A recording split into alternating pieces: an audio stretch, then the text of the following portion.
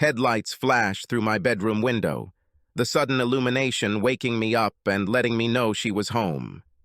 I waited for the sound of the front door and her footsteps on the stairs. He looked at his watch. It was 2 o'clock in the morning. It was too late for Buckley, even for her. She was my guest for the summer. We've been friends since 3rd grade. My father worked for NASA, and during the summer between 2nd and 3rd grade, we moved to San Jacinto, California. Dad was building one of those forts out of treated lumber in the backyard, and I was helping out. I'm sure my help roughly doubled the number of man-hours required to build this fort, but Dad was a very patient man. We were installing a striped canvas roof when I noticed a girl watching us through the back fence. I didn't pay much attention to the girls. This one had the whitest hair I've ever seen on anyone I didn't consider very old. Probably they could be called light, but they seemed just white to me. My father saw her almost at the same time as I did. "Go introduce yourself, son," he said. "She's probably our neighbor." I didn't want to introduce myself. I was terribly afraid of girls, but I knew that he wouldn't leave it like that. I got off the fort and slowly walked towards the fence. It was a chain-link mesh and was easy to see through. The second thing I noticed, after the hair, were her eyes. They were gray, pale gray, with a bluish tint. I later found out that they changed the shade depending on her mood. They looked frosty and almost as white as her hair. When I came to a distance of about 1.5 meters from the fence, she took a step back. "Hi, I'm Blake," I said. "Blake Reader." She laughed, and the world spun around its axes. It never leveled off for me. "I'm Buckley," she said. "Buckley Smythe." It sounded like Smith to me, and I never realized it wasn't until our first day of school when I first saw it written. "Will you let me play in your fort?" she asked. "Of course," I replied. "When do you want to play?" "Maybe now," she asked. I looked back at Dad.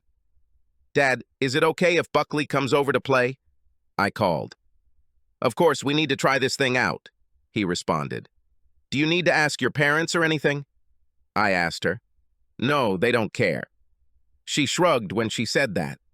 "They're not at home anyway."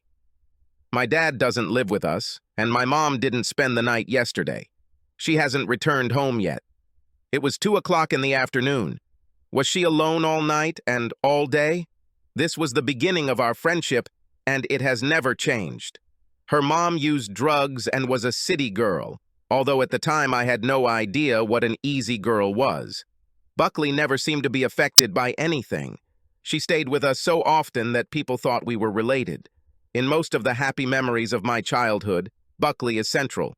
That ash blonde hair never changed, and neither did her eyes. By the time we were 2nd graders in high school, she had grown into a stunning young woman. She was tall and graceful and moved like an athlete. She played volleyball and softball, and when we played baseball with the neighborhood kids, she was a welcome player. She was left-handed and played first base. She could hit the ball with the boys, and I was as proud of her as if she were my sister. By the time we were in 8th grade, my feelings for her were clearly not brotherly. I was in love with her. She grew up curvy, not fat or stocky by any means, but she had wide hips, a very narrow waist, and her breasts. They were the reason for the excitement of many for me, and for most of the boys and men who saw her. She had a legendary butt, full, firm, round, and muscular. Every part of her screamed sensuality in foot-high neon letters. Her face was magnificent. Her eyes, framed by blonde hair, were amazing. She had high cheekbones, a small, slightly aquiline nose dotted with a few freckles, and her lips were full and naturally red. Our time spent outdoors and on the beach had given her a surfer's dark complexion. When she stopped growing, her height was 175, and between my first and second years I grew to 190. I was in love, but she considered me her best friend. That was true, but I wanted to be so much more. I was nearly crazy with the desire to have her throughout middle and high school. But I was firmly in the friend zone. She was insanely close, but she might as well have been on the moon. She was very physically close to me. I think she thought I was safe.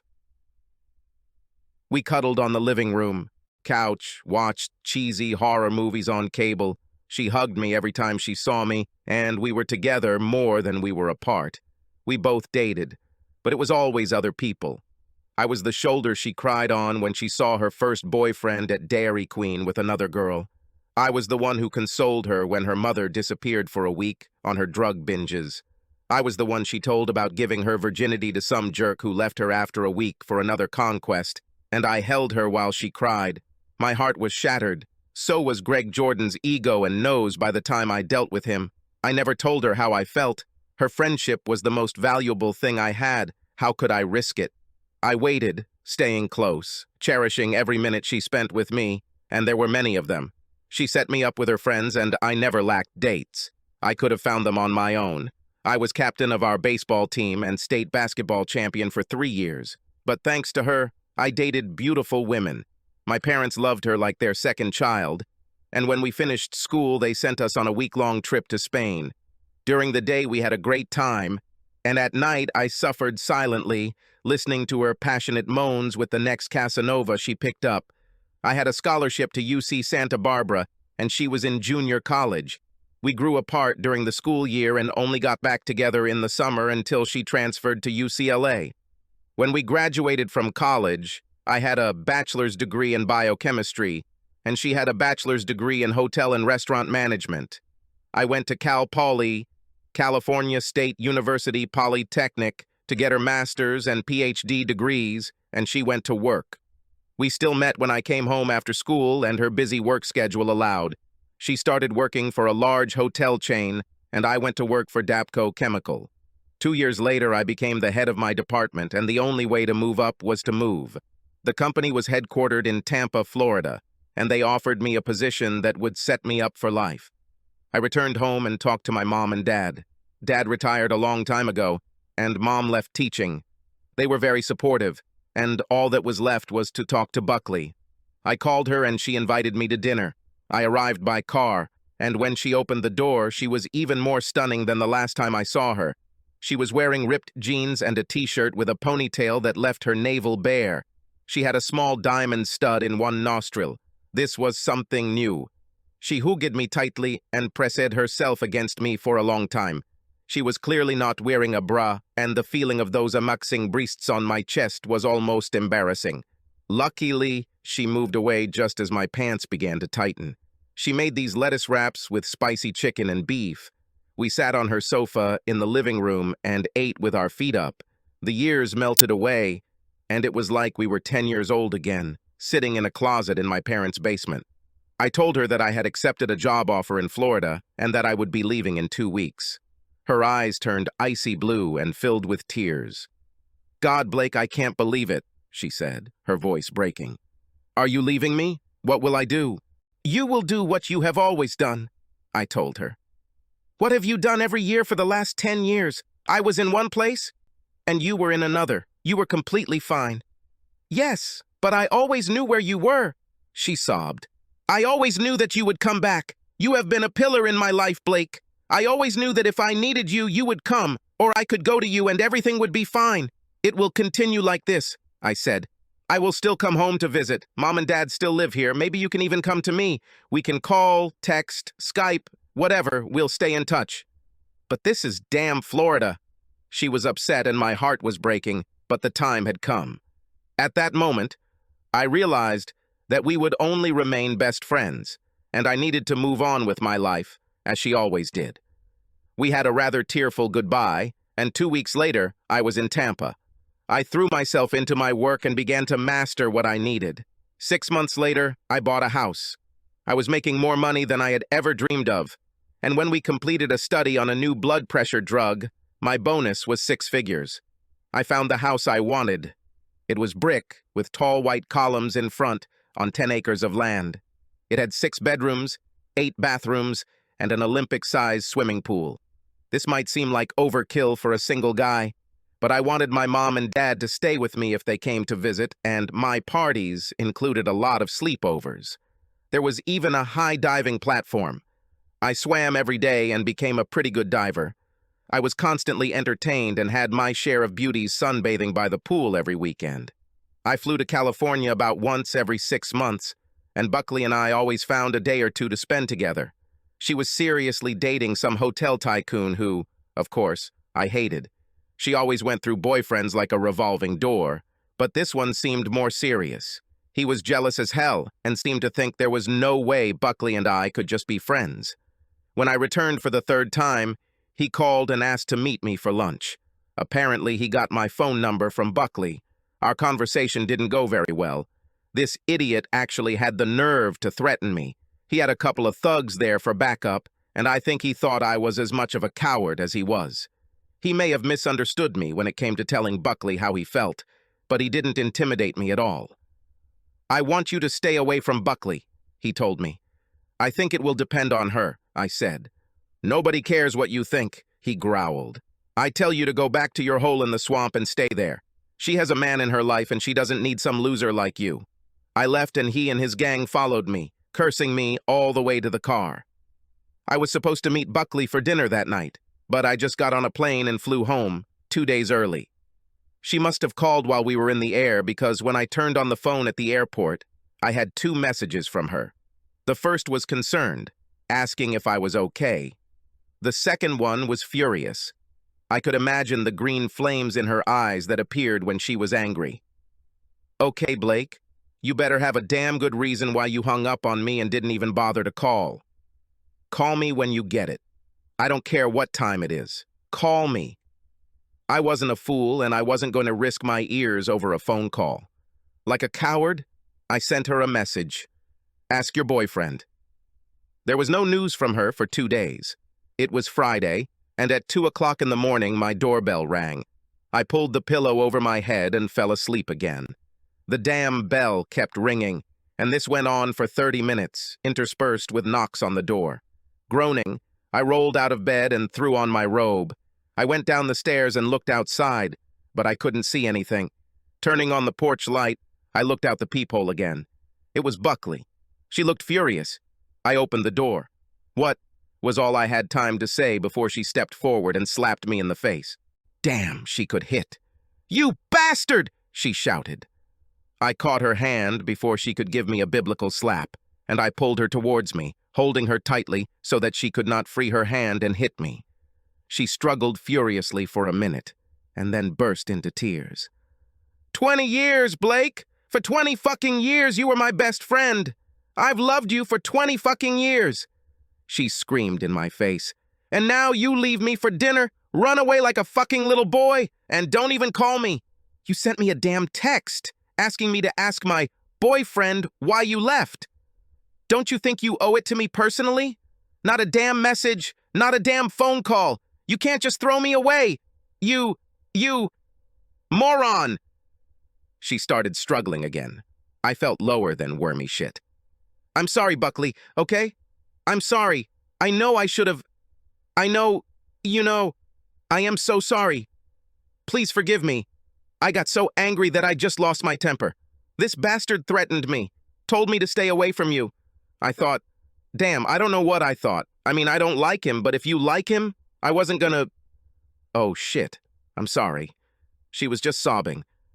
"I know what happened." She buried her face in my chest. "I had to beat it out of him. I never told him to do this, Blake. I would never. What could you think?" She continued to cry. "What are you doing here?" I asked. "Why didn't you just call? 'Cause I'm not a fucking coward." Her eyes flashed green again. "I quit my job, I left this asshole, and I'm moving here. I can't stand it, Blake. I need you. I have money. I'll take the summer off and then take the Florida hotel industry by storm." I was, to put it mildly, dumbfounded. Has she moved? To Florida? What the heck? I looked out and saw 2 suitcases on the porch. She was serious. "Buckley, will you stay with me?" I asked her. "Yes, if you don't mind," she replied. "Can I stay with you, Blake?" "God, yes," I managed to say, stuttering. "Let's take your suitcases." Buckley became my guest, which is where I began this story. She drove me crazy. She was a party girl. Men came in and out of her life and my home like a revolving door. We met 2 or 3 nights a week. She would find someone she was interested in, I would find someone or not, and she would show up in the wee hours. She could be alone, she could not. Having a threesome with another woman didn't seem to bother her at all. This was new. I never knew she was bi. Sometimes her companion for the night was some beauty, sometimes some playboy. She was the consummate hedonist. It was déjà vu, like we were back in high school. I've been living on a roller coaster. On the one hand, Buckley lived with me, and I saw her every day. On the other hand, it was excruciatingly painful to see her and know that she was beyond my reach. I felt crazy all the time. She moved all her things, and I helped her find a place for it all. I noticed our graduation album. She saved everything. Looking at the first page, I saw that she had written, as always, in strangely shaped block letters, Buckley and Blake for life. My eyes glazed over, and she stood behind me, tracing the letters with her fingers pressed against my back. "This is us," she said. B. I chuckled at the baby name she gave us. It still sounded. "What are we doing tonight?" she asked. "I don't know what you're doing," I said. "I'm planning a quiet dinner, a good book, and an early bedtime." Her lips pouted cutely. "Blake is an old man," she giggled. "Sounds good, but I'm going to spice it up a little." Her idea of perking up was 2 bottles of wine with dinner. I was high, reading my book, and she was curled up across from me, watching something mindless on Netflix. I went to bed while she was still watching. At some point in the night, I got up to get a drink and go to the toilet. The curtains in my bedroom were open, soft light reflecting off the pool through the transparent panel, shimmering in the moonlight. Noticing movement, I looked outside. It was Buckley, dancing in the moonlight on a high-diving platform, headphones on, naked in the night. She was some kind of sylph or dryad from legend. She was in the water and her body was glistening. It was wonderful, impressive. I stood and looked at her for almost half an hour. She danced, but to someone else's song. It has always been this way. I sighed and went back to bed. Sleep did not come for a long time. 2 weeks later, I woke up to headlights illuminating the room. The door didn't make a sound, and I stood up to look outside. She was there by the pool, her hair silver in the moonlight. This time, she was not alone. There was some guy with her who looked like a Greek god. She was lying on a lounge chair with Adonis between her thighs, her head thrown back. I didn't want to look. Firstly, I didn't want to intrude on her privacy, and secondly, the thought of her being with someone else broke my heart. Again. I couldn't continue like this. I knew I had to do something. For another week, I accumulated tension in myself, composing speeches, memorizing them and discarding them before finishing memorizing them. It was another one of those evenings. She pressed herself against me, making my blood sing and my heart ache.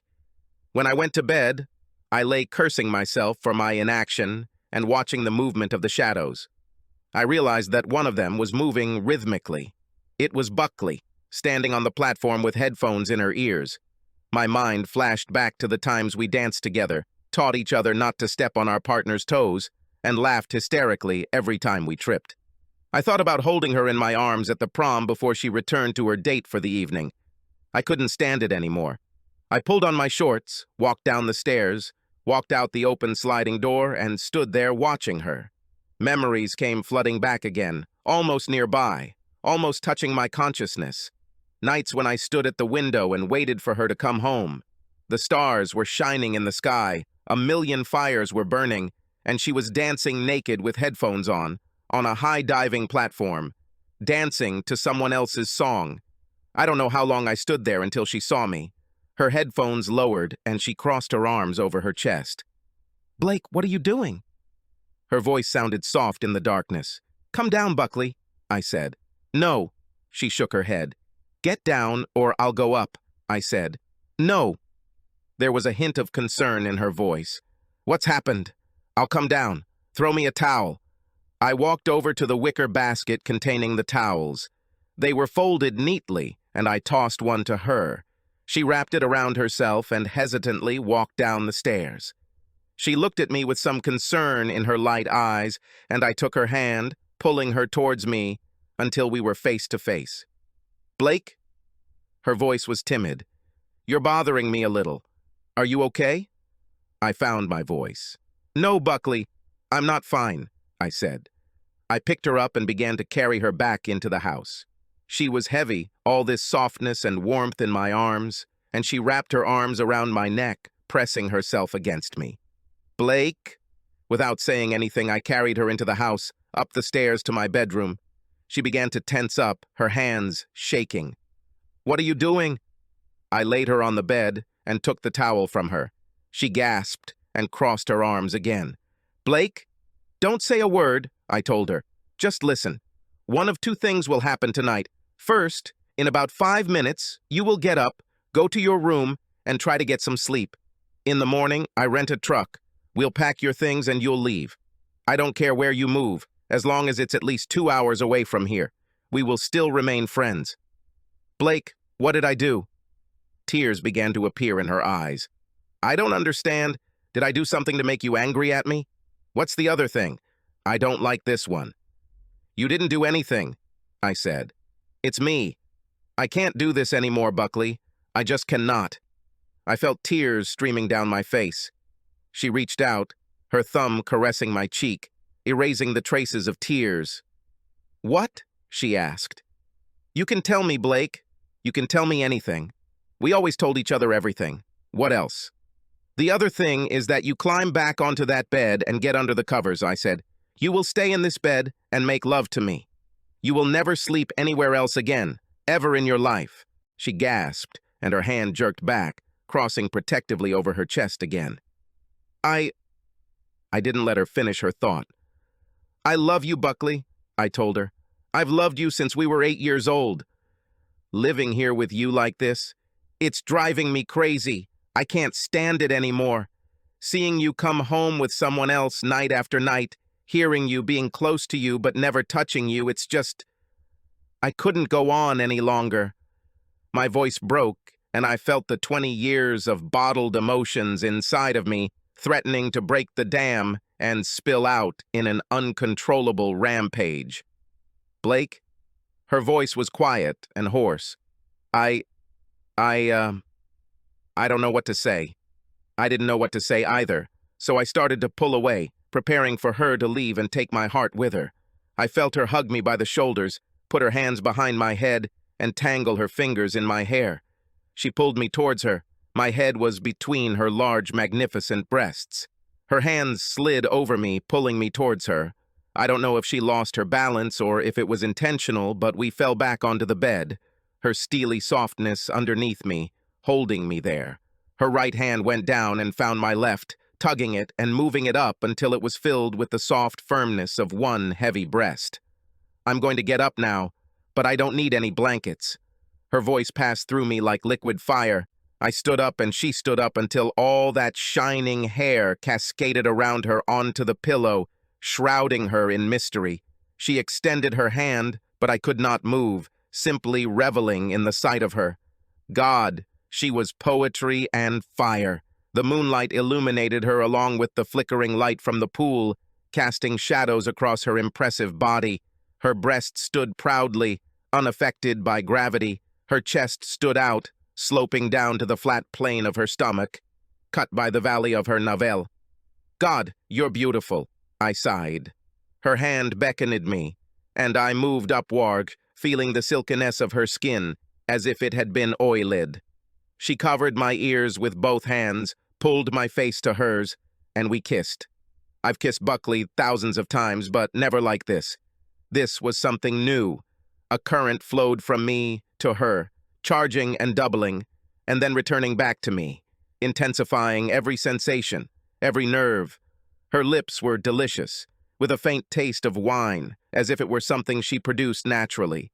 Her plump lips pressed against mine, and we spent several hours in that first kiss, an eternity of beating hearts and current rushing through synapses. Finally it happened. We made love. I could only dream about it. I kissed her, but we were both too breathless to continue this for long. I buried my face in the scent of her hair, and we held on to each other like drowning people hold on to a life preserver. I felt our hearts slowing down, longing took over us, and we relaxed in each other's arms. "Blake," she muttered. The lethargy of my numb body was almost irresistible. "You'll crush me?" Her giggle woke me up a little. "Oh, I'm sorry." I kissed her. "You broke me a little." I rolled over, taking her with me. She pressed her cheek to my chest and giggled again. "God, that was very strong. I thought, why didn't we do this years ago?" she muttered. "Believe me, I wanted this," I said. She rested her small, pointy chin on her hands, her elbows on the bed next to me, and looked like a sexy elf. She looked deeply into my eyes, looking for that silver fire in me. "Why didn't you say anything?" she asked. "I was afraid," I answered. "You were my best friend, Buckley. I didn't want to lose you." "You wouldn't have lost me," she said. "How do you know?" I asked. "It could get weird and you wouldn't want to be around me anymore." I couldn't take that risk. "That wouldn't be strange," she said. "Now it's easy to say. How do you know?" "Because I've been waiting for you to say something since we were 8 years old," she said. "I thought you didn't perceive me this way. I have loved you since the day you invited me to play in the wooden fort. I was just happy to be with you. That's why I waited all these years. Damn you, Blake. Think of how much time we wasted." "Well, damn you too," I laughed. "You never gave me the slightest hint that you were interested in being anything other than my friend." "What the heck?" Her eyes flashed, silver and gold. "I spent 100 years curled up against you in your basement, rubbing my breasts against you, kissing you, doing everything I could without saying, 'Take me, Blake.' I gave you all sorts of hints. You were just too stupid to understand them. I wasn't sure what was preventing me from seeing. Was I really that stupid? Or was I so firmly convinced that she did not see me from the same point of view? There was also the possibility that I was so afraid of losing my best friend that I couldn't think objectively. "What do we do now?" I asked. "We're going to make up for lost time," she said. "We will make love until our strength leaves us." "How do you like it?" Well, to me it sounded like heaven, and that's exactly what happened. Over the next week, this happened so often that I fell asleep at work. We had some things to discuss. But I was so in love with her and so crazy with lust that it took a while before we could be around each other without having sex like rabbits. I had some serious questions, and I knew she probably did too. We had a party, our friends left, and we made slow, leisurely love that turned into a frantic coupling by the end. We lay there in this post-coital bliss, and then she started. "Blake, I need to talk to you," she said. "Oh my God. You're going to divorce me. You've found your soulmate, and it's over," I said. "Oh wait, we're not married yet, and that's supposed to happen 7 years after we tie the knot." She hit me on the arm. "Be serious," she said. "What do we do?" "Well, I think I need to find out a few things from you," I said. She buried her cheek in my chest. "Shoot," she said. "Do you love me, Buckley?" I asked. I felt her nod. "Yes, I love." "Well, I love you," I said. "I love you." She nodded again. "Yes, me too." "Well, you're kind of a wild child," I said. "Tell me about it." "It's over," she said. "I'll always be a little like this, Blake. I am who I am, but I want to be with you. From now on, only with you." "You can do it?" I asked. "You seem to have a thing for women. Will you miss it?" She nodded again. "Yes, I will. I can do it, though." "Are you sure?" I asked. "No, but I'll try," she replied. She seemed thoughtful and quiet, so I nudged her a little. "Are you going to break my heart?" I asked. "How?" she asked. "You mean, will I leave you? Will I find someone else? This will never happen. I will never have another man. This is the simplest thing. You, it's all that I need. It will be more difficult with another woman." "Tell me about it," I said. "It's hard to explain, but I'll try," she said. "I never even thought about women in this way until I was in my first year at the University of California. Do you remember my roommate, Bianca? Was she a cute little Asian girl?" I vaguely remembered her. Yes. She swayed in both directions. She was bigger than my neighbor. "I've learned that there's something about a woman's touch, Blake. You can be incredibly sensitive and gentle. You're the closest thing to that I've ever found in a man. There's just something about being with a woman that fulfills what I need. I love beautiful things, Blake. You are beautiful, but in a different way. Women are soft, gentle, so emotional. and I love it. So you mean that you want to be with women? I asked. Yes, I will want it, she said. I will try my best not to let it take over me.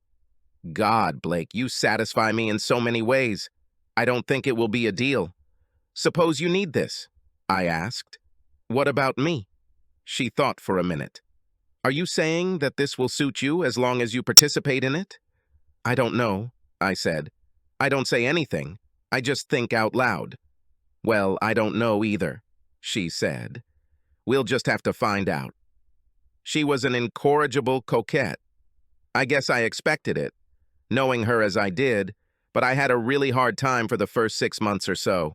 She made up rules for herself, wrote them down, and made me read them to her. She delved into each one, taking it word by word and asking me if I understood all the nuances. I quickly realized that she was calming me down. She was letting me know that even though she was a wild creature, as we both knew, she was only letting herself out of her cage for me. I will dance with those who invite me until you hate them, she said. This is fine? Well, maybe, I said. I don't like it when people paw you, Buckley. Okay, I understand that, she said. I wouldn't want some accessible girl to touch you. She took some notes. How about this? No hands on my butt or breasts, nothing inside my clothes. If someone fumbles with their hands, I will come back to you. This is good? How about we fuck you on the dance floor? I asked. I saw you dancing. You get pretty wild. Sometimes you look like you're having sex in there with your clothes on. She laughed. Yeah, but it just turns me on for you. I know where to draw the lines, Blake. Will you trust me? I wasn't sure about any of this, but I agreed, temporarily. Okay, I said. Can I say no to everything I don't like? Of course, yes. I swear to God, Blake, I won't do anything to disappoint you. I've never lied to you in my life, she said.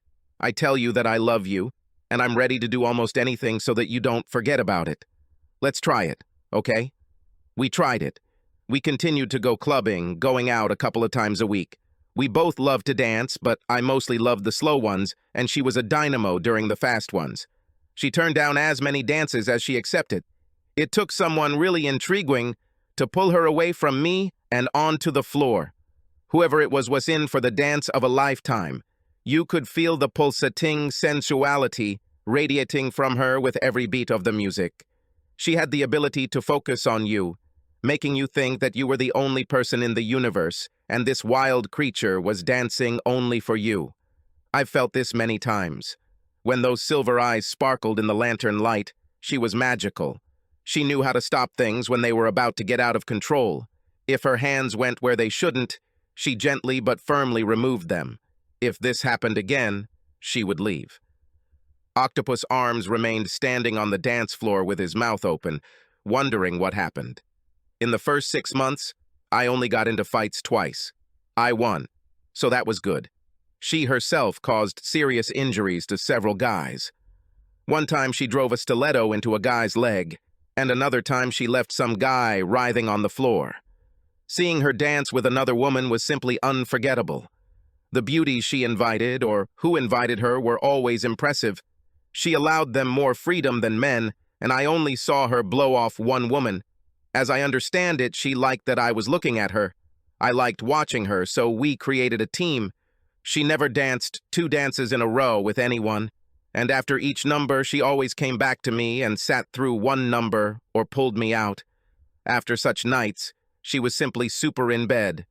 Gradually, I began to be calm about her wildness. I trusted her and knew that she would come home with me, that the most stunningly beautiful woman in town would be in my bed that night, and she would be mine. Our life was rich, fulfilling, and fun. At the end of 6 months, she asked me to marry her. I think she has become impatient with me. I came home from work, and there were gray pants and a black shirt on the bed with a note pinned to the shirt. It was written there, "The car will be there to pick you up at 6. Be ready, B." I showered and got dressed, wondering what the hell was going on. The doorbell rang, and a man in uniform appeared. "Are you ready to go?" he asked. "Where?" "I don't have to tell you." He grinned at me. Well, I got into the car and he drove us to the city center. He opened the door and I went out. "Now what?" I asked. "She's waiting for you at the bar," he said. We were standing in front of one of the hotels in the city center, on the top floor of which there was a chic restaurant. I've never been there, but I've heard about it. I pointed up and he nodded. I took the elevator and went inside. I was greeted at the door and the girl led me into the bar. Buckley was sitting at the bar drinking what looked like a tropical mojito. She was flanked by two guys who looked like they were vying for her attention, and another couple loomed over her, looking like vultures ready to pounce on her if the two at the bar didn't cope. She saw me and jumped up, causing one of the Romeos to spill his drink. She walked toward me across the floor like poetry in motion, all that flaxen hair flowing around her like it was in slow motion.